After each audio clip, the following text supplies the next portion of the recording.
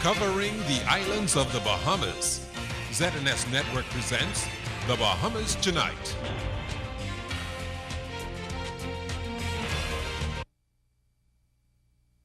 The following portion of the news is brought to you by McDonald's. McDonald's, I'm loving it. Toddlers with special needs getting the attention they deserve. Good evening, I'm Opal Roach, and this is The Bahamas Tonight. Government promised to implement programs for early detection and assistance to children with special needs, and today it delivered on that promise thanks to a partnership with the community groups. And as Andrew Knowles tells us, it's being called a redefining moment for special education in the country and region. It's the first classroom of its kind, not only in the Bahamas but the Caribbean. The early childhood special education classroom at the Willard Patton Preschool was officially opened Friday morning. Considering that 1 out of 100 children will be diagnosed with autism, officials say the need for early intervention is critical in order to help autistic kids develop their skills. This classroom was originally designated as a resource center. But after much deliberation about how best to meet the needs of our special education population, it was ultimately decided to accommodate these students in a safe, healthy environment conducive to learning. Recognizing the need at the preschool, President of REACH, Mario Carey, sought to get other community partners involved. My goal as president of REACH is to have this classroom program lead the Bahamas forward, whereby government collaborates with organizations such as Rotary, REACH, and Inspire, so that we all will have similar classes that meets the needs of all persons along the autism spectrum. Have classes located in all school districts, have classes for all ages throughout the Bahamas, including the Family Islands.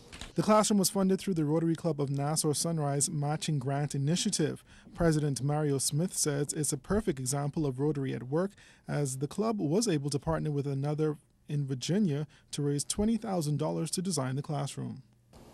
As a result of this classroom, students here at Willard Patton will have a unique opportunity to enhance their communication, behavioral, and social skills in an environment that is truly conducive to their development.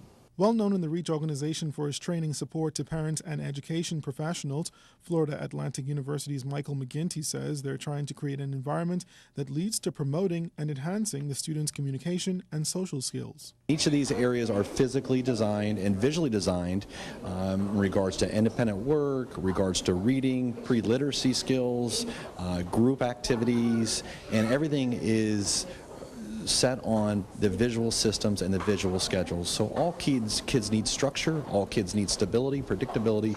So the structure of the room creates that predictability. Now, officials say the joint effort between the ministry and community stakeholders is the first step in a long journey in heightening awareness and creating programs for the disabled. For ZNS News Network, I'm Andrew Knowles. Well, teacher shortage a major concern for students and parents in Inagua. Today, Education Director Lionel Sands says they have already sent 2 teachers to fill vacancies at the primary level, and they should begin teaching on Monday. However, there's still a shortage at the high school level. Within the high school, the discipline that's presented itself as a shortage is a discipline where we can't find the needed teachers. That's just the bottom line. And not only in Agua School, there are some other schools where we have shortages, but these shortages, they're there because we cannot find the actual teachers to teach in those disciplines. We've tried overseas, we've tried here, it just can't happen. On another note, Sands noted that there were no major challenges for the first week of school, but despite the overcrowding, all students were accommodated. I'm satisfied that the first week of school this year has been one of the smoothest we've ever had.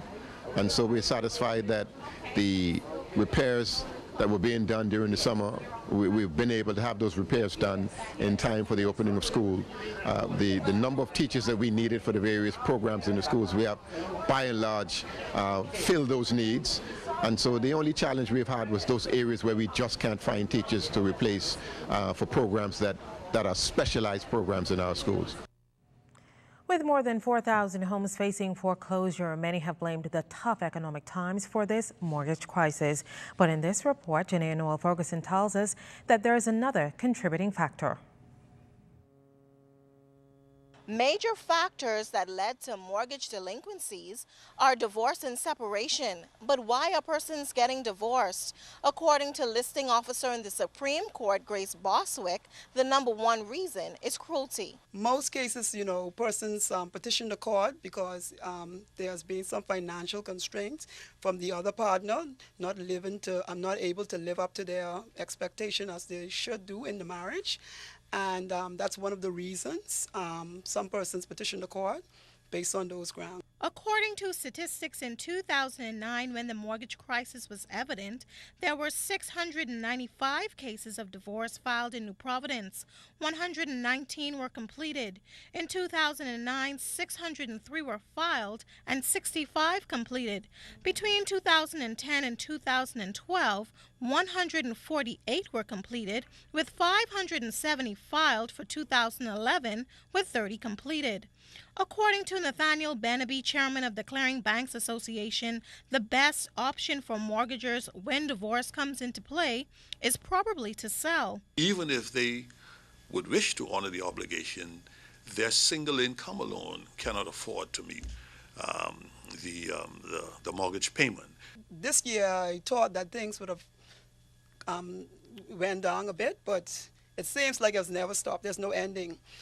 Every day, on a daily basis, if you were to go to one of the courts, right now we have 2 judges dealing with divorce and matrimonial matters, and if you were to go to the court, you will see how crowded it is.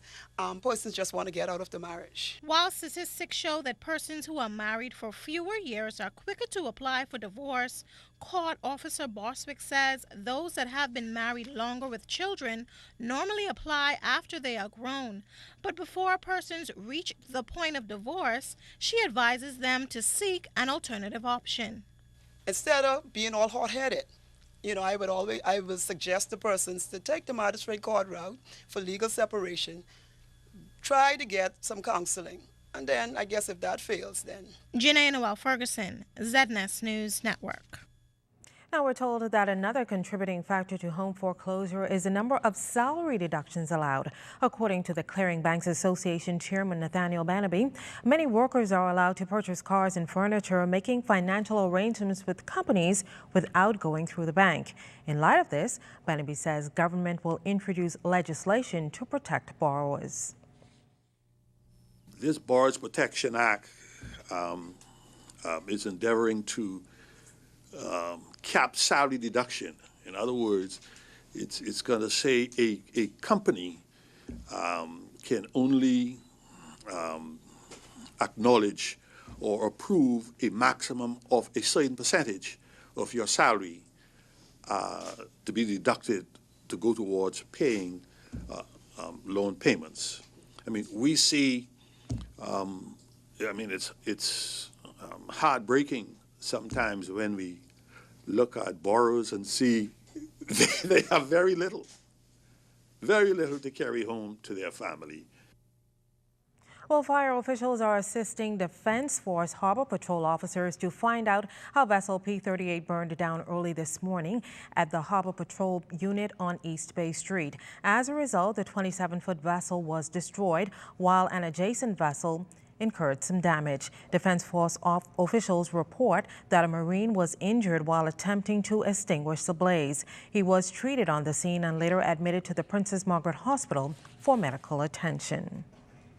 More illegal immigrants making their way on Bahamian soil, the latest group found in North Eleuthera in the area of the Glass Window Bridge. Authorities say after 11 last night, the 11 Haitians were seen fleeing the area. They're being processed and will be returned home. From the courts, a police officer finding herself on the wrong side of the law charged with 2 counts of fraud. 27-year-old Shakia Hinsey is accused of taking $1,300 from a woman to cancel traffic tickets. The alleged offenses took place between June and July this year. Hinsey pleaded not guilty to the charges and was granted bail in the amount of $7,500. She elected to have the matter heard in the lower court. She returns on December 4th. Attorney Ian Cargill represents her. Also from the courts, Nicole Octila's attempted murder trial taking an adjournment to allow for legal arguments. He's accused of chopping a man with a cutlass trying to kill him. The incident dates back to September 2007. The prosecution has closed its case and the trial resumes on Tuesday. At that time, the judge will hear legal arguments. Well, a big month for Anglican youth coming up. We'll tell you more.